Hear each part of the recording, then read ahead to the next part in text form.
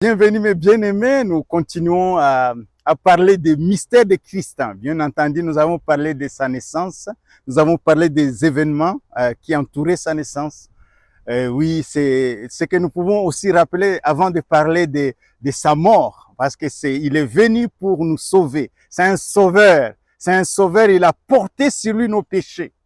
Et ce qui est merveilleux dans ce livre, la Bible, la parole de Dieu, c'est qu'il y a un homme qu'on appelle Ésaïe, 7 siècles avant que Jésus vienne sur scène. Il a non seulement parlé de sa naissance à travers d'une vierge sans intervention d'un homme, mais aussi il va voir la croix. Il va parler de sa mort de la croix d'une manière précise, extraordinaire. C'est ça qui fait la différence avec cet homme qu'on appelle Jésus. C'est ça qui fait la différence entre ce livre, la Bible, qui est la parole de Dieu. Jésus vient faire la différence dans ce livre. Ésaïe 53. Au moment où Ésaïe lui-même, il est dans la présence de Dieu. Il aime la présence. C'est un prophète. C'est quelqu'un qui voit de loin, qui voit des événements. Ici, il va voir la croix 7 siècles avant que Jésus vienne sur la terre. Il dit, qui a cru à ce qui nous était annoncé? Qui a cru? Lui-même, il dit, mais qui va croire ça? Qui va croire ce fils dont je parlais dans Isaïe 9, verset 5, le fils de Dieu, qui est Dieu lui-même, qui va croire que cet homme qui va venir, il va mourir à la croix. Qui va croire qu'un fils de Dieu peut aller à la croix? C'est ça qui bouleverse les gens.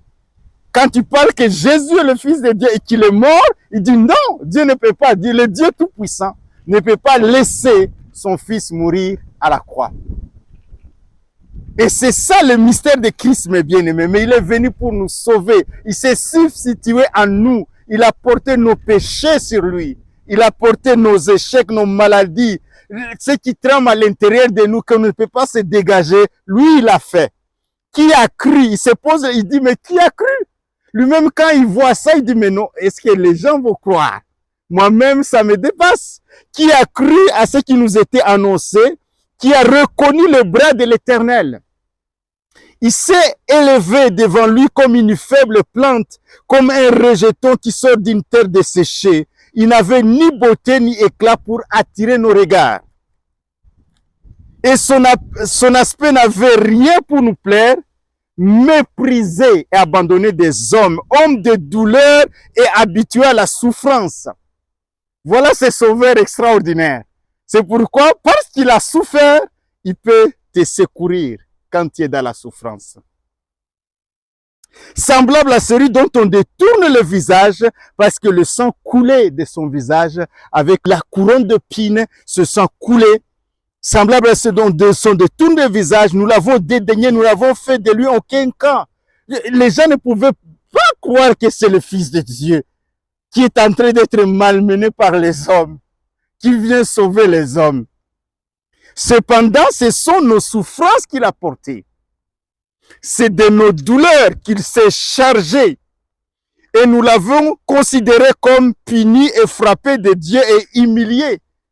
Mais il était blessé pour nos péchés, brisé pour nos iniquités, et le châtiment qui nous donne la paix est tombé sur lui. Et c'est par ce meurtrissure que nous sommes guéris.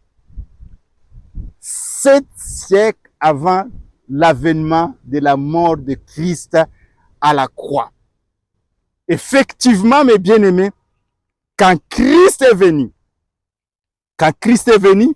nous pouvons lire dans Matthieu comment ça s'est, on a hué. On a hué Jésus, mes bien-aimés. Il y a beaucoup de choses à dire là-dessus.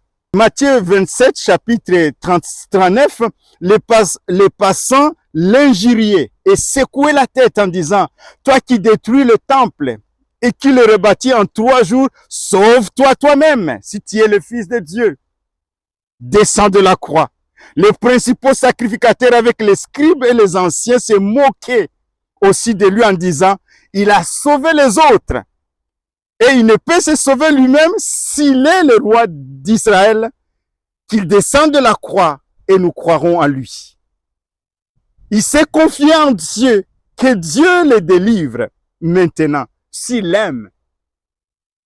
Jésus, il est là. Le brigand crucifié avec lui l'insultait de la même manière. Il a été insulté. On insultait Jésus à la croix.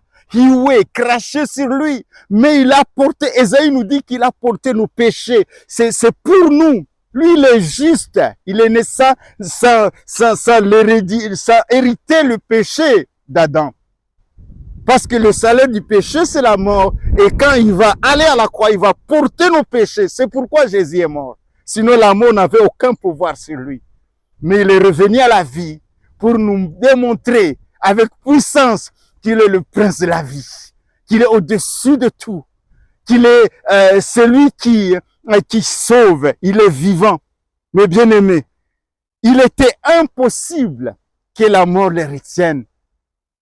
Dieu a envoyé le Saint-Esprit le 3e jour, alors qu'il est là. On l'a mis sur le tombeau et les femmes venaient le jour de la résurrection. L'ange va venir rouler la pierre. Il va venir rouler la pierre. Résurrection de Jésus, Matthieu chapitre 28.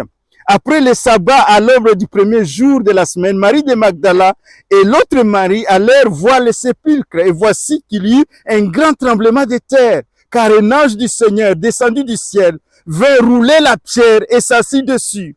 Son aspect était comme l'éclair et son vêtement blanc comme la neige. Les gardes tremblèrent de peur et devinrent comme morts. Mais l'ange prit la parole et dit aux femmes, pour vous, ne craignez pas, car je sais que vous cherchez Jésus qui a été crucifié. Il n'est point ici, il est ressuscité. Amen. Il est vivant, il est ressuscité. Jésus est ressuscité, il est monté au ciel, il est vivant et il vit dans nos cœurs par son esprit. Il vit dans nos cœurs pour quiconque croit, bien sûr. Et il vit et il agit encore aujourd'hui. Voilà le mystère de Christ. J'ai pris vraiment dans mon cœur que tu reçoives ce Christ merveilleux. Que tu aies la compréhension de Jésus. Parce que moi, ça a été difficile. Mais les jours où j'ai reçu Jésus, les jours où ma vie a été bouleversée par lui, les choses ont totalement changé. Je suis un homme libre. Et je crois que tu seras une femme et un homme libre. Jésus est vivant. Reçois-le dans ton cœur. Voilà le mystère de Christ, le mystère de la croix, de sa mort et de sa résurrection. On en parlera encore et encore. C'est le message principal de l'évangile. Et à bientôt, mes bien-aimés.